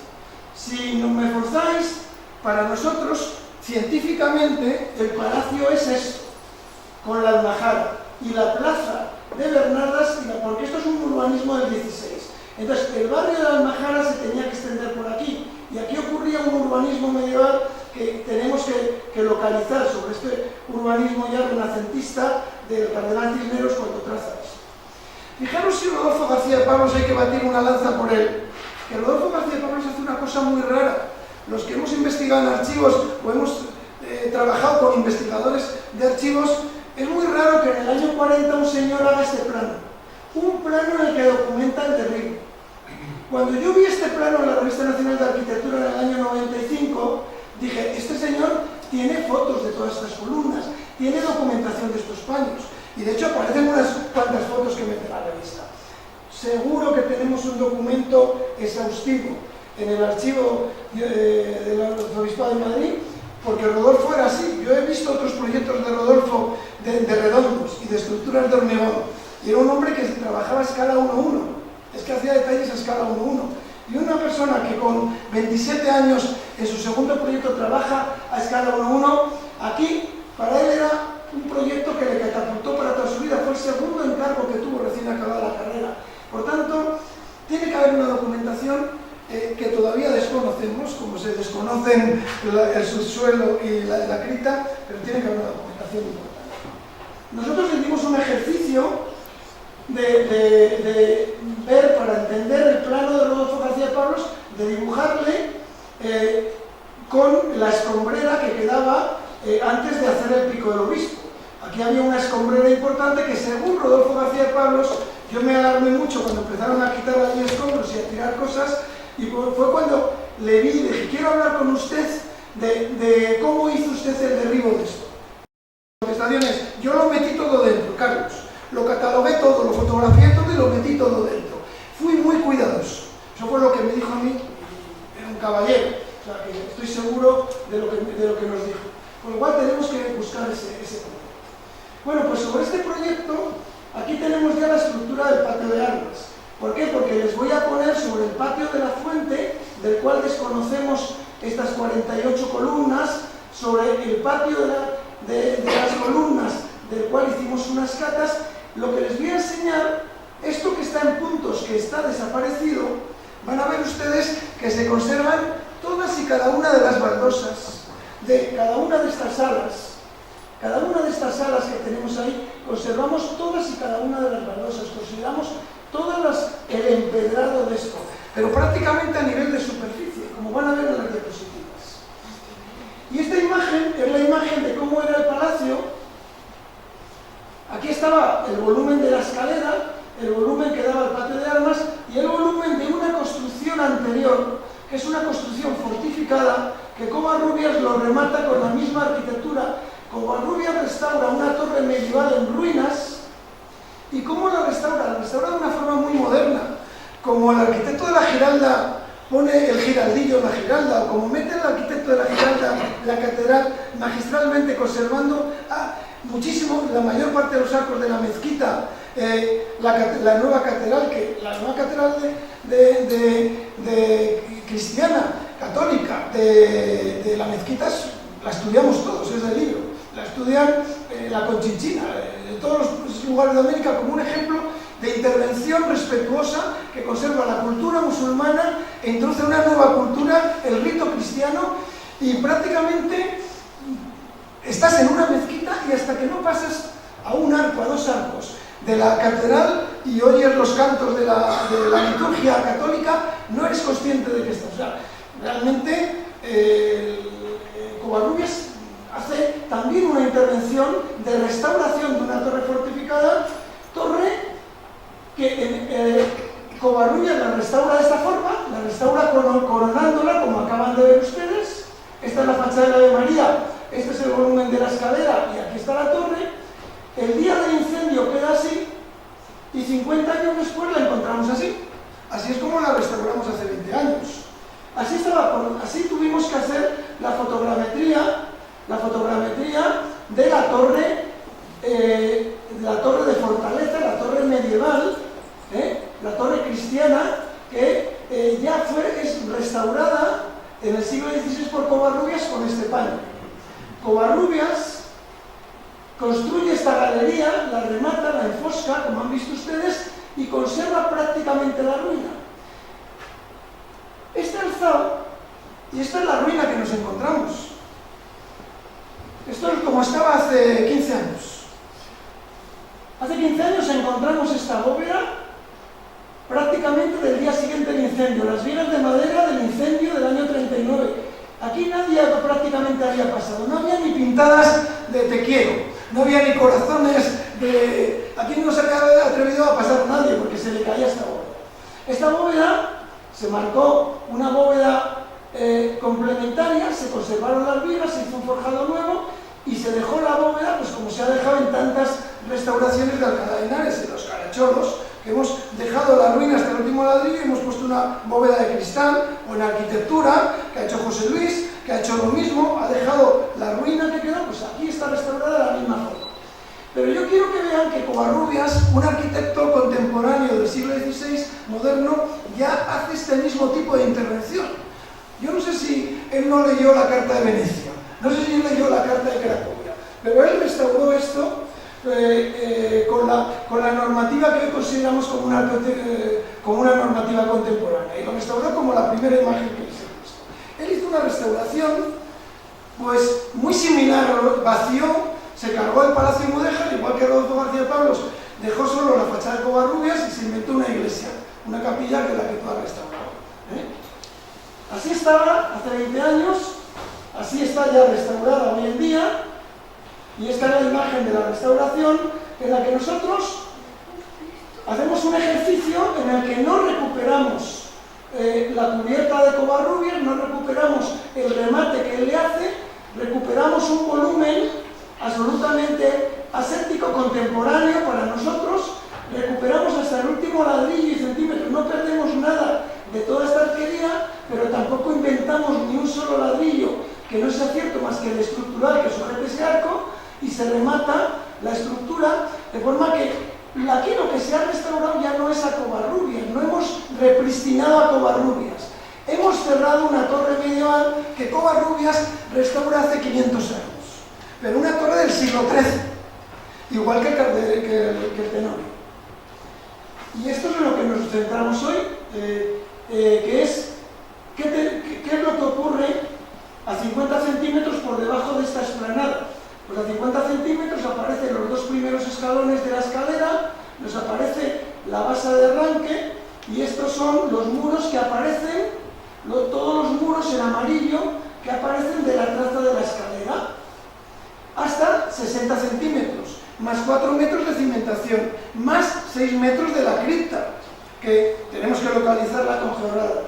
Pero des en cuenta que aparece el 90% de los solados, Estos son cerámicas cocidas en 1530, 1535 por Covarrubias para pagar esta obra. Son elementos de un valor arquitectónico extraordinario, pero también esta cúpula. Pero nos aparecen todos los suelos, como ven, todas las baldosas. Pero fíjense, si vamos a la excavación del muro del Salón de San Diego, vemos la puerta mudéjar de la cuba. Esta puerta no la diseña Covarrubias. Esta es una puerta del siglo XIII, que esconde detrás, como ven en la planta, han visto la planta estos días, y les explicaba Gustavo, lo que es la cuba del Palacio Mudéjar. Y hasta aquí viene la restauración de Covarrubias. Covarrubias mantiene todo esto para diseñar el Salón de San Diego y a partir de aquí construye una fábrica de 2 hojas con relleno de cal y calco. Covarrubias restaura y levanta una planta y media como el arquitecto de la universidad que hace en 1625 el patio herreriano hace lo mismo. Se carga el patio del Cardenal Cisneros, que es un patio mudéjar de arquitectura trastamara, que solo se ve en el muro de la capilla, y levanta media planta. Covarrubias mantiene todas las partes bajas con un arquitecto mudéjar y construye unos muros que nos aparecen aquí perfectamente, pero fíjense qué nivel de acabado. Esto es lo que aparece. Estamos hablando que en cuanto bajamos estos 50 centímetros nos aparece todo el empedrado que construye Covarrubias. Esto lo dirige el arquitecto del Hospital Tavera. Este empedrado que nos aparece perfecto. ¿Sabéis lo que es esto? Es muy fácil de descubrir. ¿Sabéis lo que es? Esto es el robo de la base de una de las columnas del patio de columnas. Aquí vemos el muro del Salón de San Diego. El Palacio Mudéjar. Detrás tenemos la cuba. Vamos a encontrar una cuba de 4 metros. Vamos a encontrar, como están encontrando en Guadalajara. Nos ha enviado el arqueólogo la superposición del Alcázar de Guadalajara y coincide exactamente. Nos han enviado todos los especialistas en Almohade de Castellón de la Plana sus cubas. Tenemos ya varias cubas y todas se corresponden geométricamente. Aquí tenemos el muro. Este sí lo construye Covarrubias. Este salón, pero esto no lo construye él. Él aprovecha el Palacio Mudéjar y a partir de aquí se ve perfectamente. Ahora os enseñaré una estratigrafía. Pero daros cuenta que tenemos muchas basas, pero hay otras que las roban. Y estas son las que a mí me cuenta Rodolfo García Pablos, que esconde, que protege y que esconde en los huecos del palacio. Lo que no lo deja ya en la huerta, lo deja en la escombrera. Pero ahí está, ahí está. Vamos a comprobarlo. Fijaros que el despiece del suelo de Covarrubias, un enchinado más pequeño para que poder pisar con agrado, el mismo enchinado que se conservaba y se destruyó hace 10 años en la restauración del Palacio del Infantado, que los duques de Alba han puesto el grito en el cielo y le quieren quitar la propiedad de la Junta de Reales, lo han machacado, han hecho una barbaridad, se han cargado los soldados originales, le han dicho, oye, pues lo tenemos en concesión, dárnoslo a nosotros. Y han ganado todos los juicios. Bueno, pues ese suelo lo coloca Covarrubias. Esto es diseño y orden del arquitecto del Hospital de Tavera, el arquitecto de Santa Cruz. Lo tenemos todo. En cuanto bajemos 50 centímetros, no solo tenemos la traza con los muros, sino que tenemos todos los suelos. Estamos hablando de miles de elementos arqueológicos para hacer pues, un programa del siglo XXI. Y esto es lo que hay. Esto está así ahora. Esto está así ahora.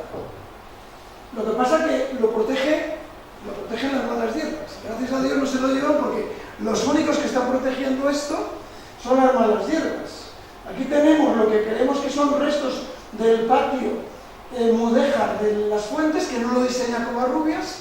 No tenemos el contrato de Covarrubias, pero el patio de las Fuentes creemos que no lo construye Covarrubias, lo rehabilita mucho menos y tenemos restos en granito y en piedras que no son de las piedras de Colmenar, que utiliza estas piedras de Colmenar y piedra de Colmenar.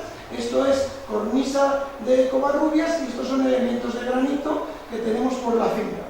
Todos estos elementos del orden de 1000 y pico fichas están ahí así, están pues en la escombrera desde el año 40 y ahora pues Ángel y Gustavo los están inventariando. Están inventariando cada uno de ellos. Así tenemos todos estos elementos Tenemos todos estos elementos que forman parte del palacio, tenemos todos estos sillares, tenemos estos elementos, este es el estado de las piezas que van apareciendo. Y aquí les he puesto, pues tenemos desde elementos arqueológicos de la obra de Urquijo, que lo renuevan en el año 40 y tiran los originales de 1890, por lo cual aquí tenemos una restauración del 19, pero aquí tenemos una restauración de 1540 y un escudo de Fonseca, o de Tavera, perdón, de Fonseca. Aquí tenemos una parte de los sillares que está conservado en la galería barroca, una parte de la mampostería. Aquí tenemos unos palés, aquí tenemos columnas que las tenemos perfectamente identificadas y las están identificando, y se levantaron 1000 y pico fichas en la primera excavación por Ana Lucía Montes y Nieves Serrano. Aparecieron, la descripción de las fichas no localizaba del todo bien. Si ven ustedes esta descripción, todos estos elementos que les pongo en fichas, que son 1000 y pico, muchos de ellos no llegaron a poderlas financiar y a poderlas levantar, con lo cual están en una escombrera en el TEAR desde hace 20 años. Hay una gran escombrera en el TEAR que procede del fruto de la excavación del 93, procede de la escombrera que se quita del jardín del vicario cuando se hace el pico del obispo y procede de las obras de la muralla. Yo luego les he hecho un inventario de las piezas a localizar. Hay otras piezas que están utilizadas como protección de la jardinera de la zona de Cáritas. Todo esto son peldaños de 2 escaleras.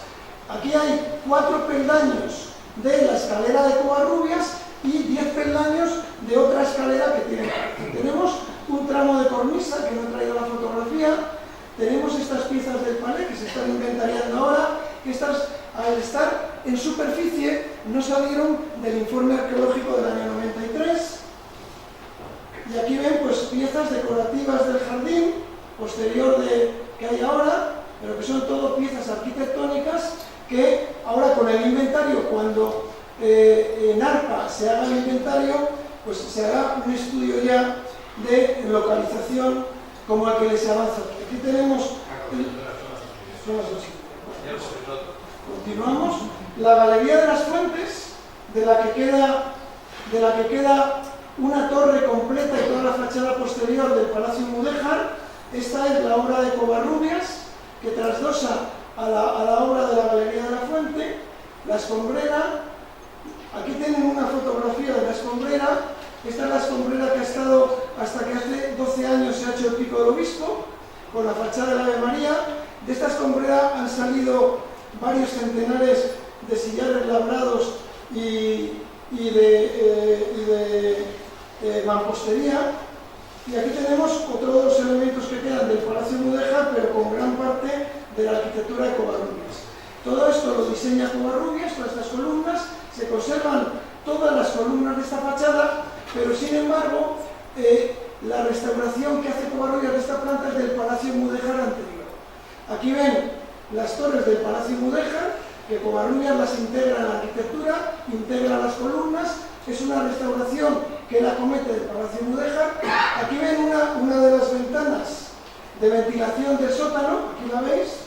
Esta es una de las ventanas que aparece en la fachada de la Ave María, que darían al sótano y la fachada de la Ave María.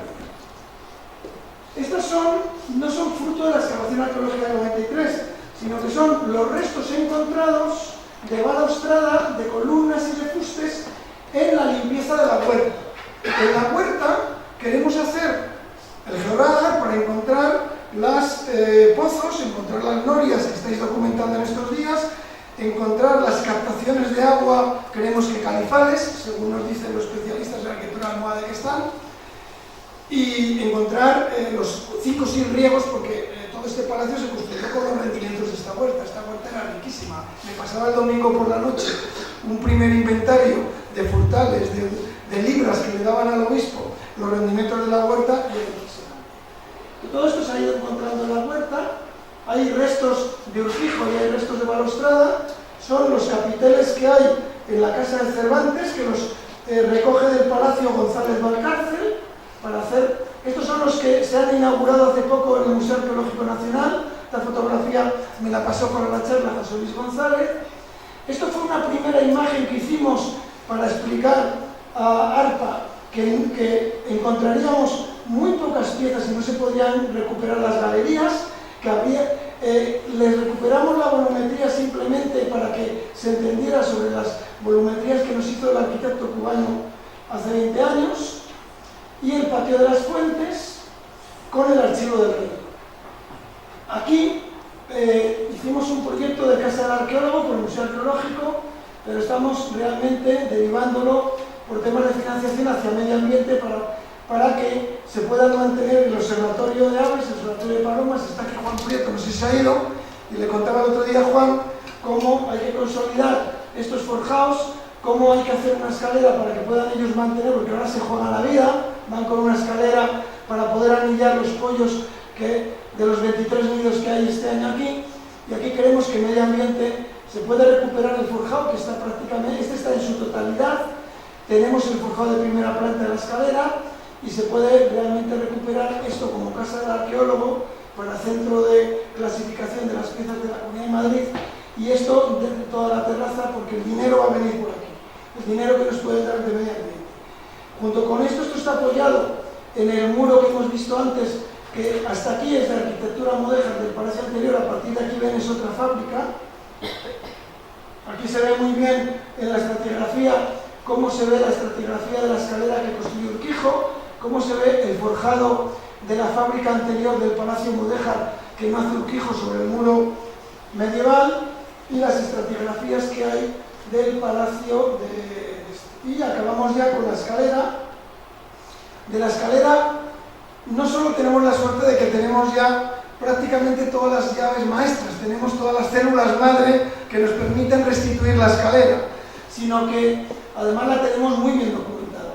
Hace 20 años se hizo ya el primer inventario de sillares encontrados, se hicieron ya los primeros dibujos arqueológicos que tenemos en láminas. Es una escalera dedicada a Hércules como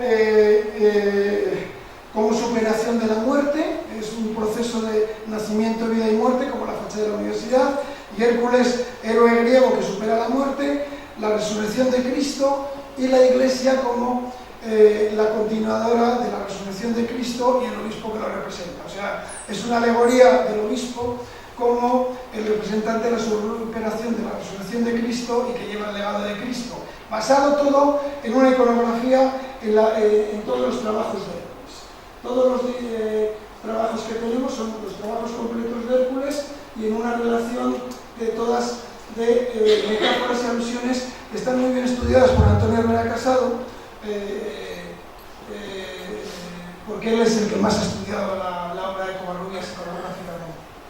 Hace 20 años, sobre esa documentación, se pudo instalar para proteger en el Museo de la Magistral los sillares existentes. En este paño nos quedan 53 de los 75, en este paño nos quedan 62 de los 72.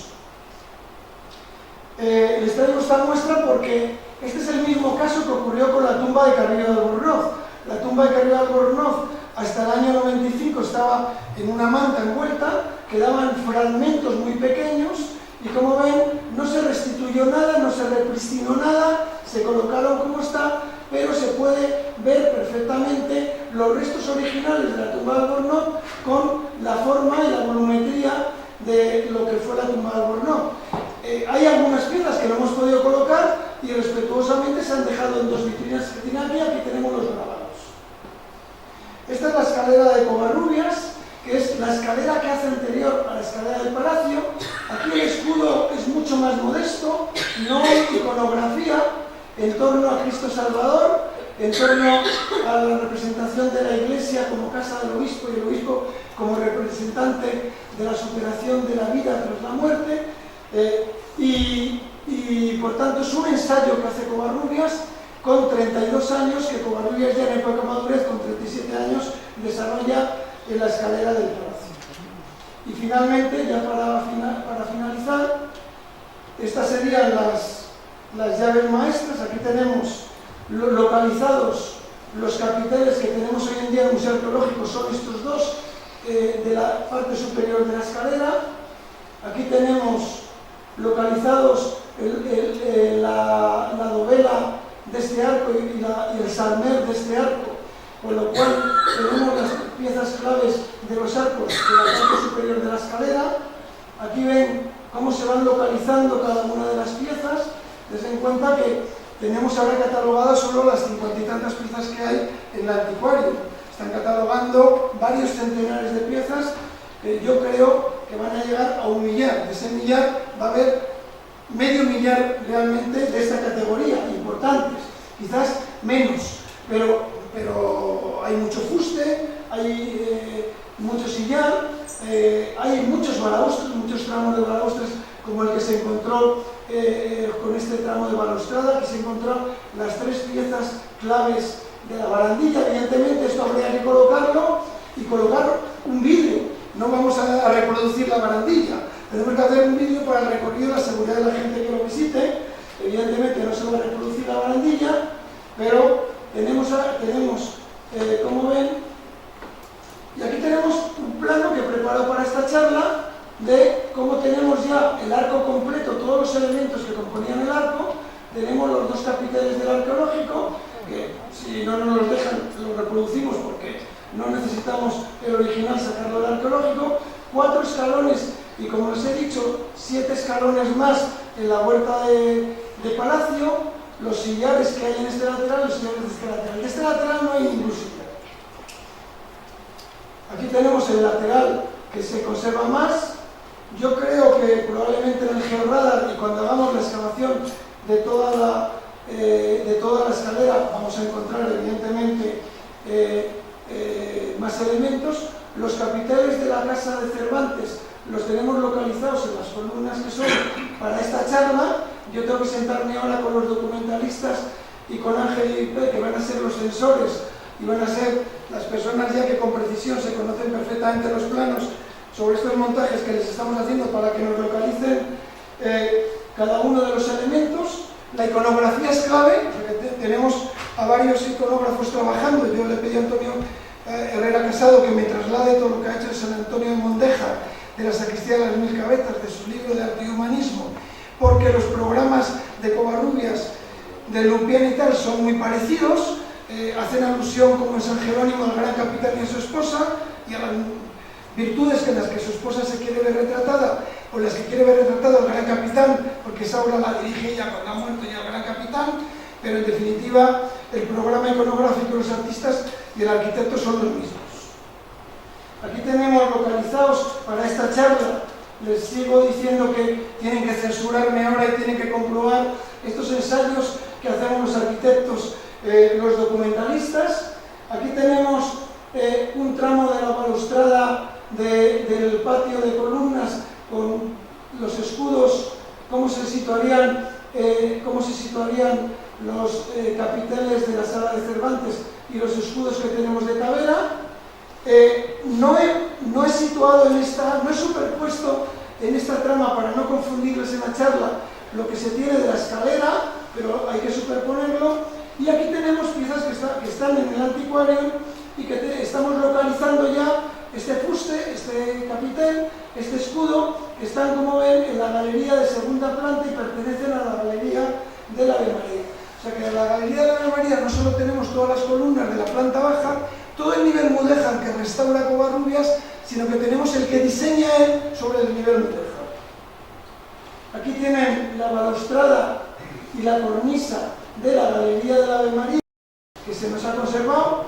Yo creo que vamos a encontrar mucha más balaustrada, porque según todos los datos esto ha sido prácticamente sin dinero y desescombrando por el TEAR. Y tenemos nosotros mucho más datos de la excavación del 93, aquí tenemos la superposición sobre un módulo de la fachada de la Ave María, y aquí tenemos un inventario de los sillares que construyó Covarrubias. Covarrubias, entre el patio de las fuentes, si lo hizo él, que no lo sabemos, el patio de columnas y la fachada de María, hace 1881 sillares labrados. Aquí tenemos el inventario, por ejemplo, en la escalera tenemos de los 75, 34, en el lateral de los 72, 56, y del resto todavía no hemos encontrado ningún resto. Aquí tenemos clasificados los 3 patios del Palacio de Covarrubias y las piezas que proceden de la documentación que los historiadores nos han sacado en estos años y las piezas que vamos encontrando y que habrá que encontrar. El palacio nos espera.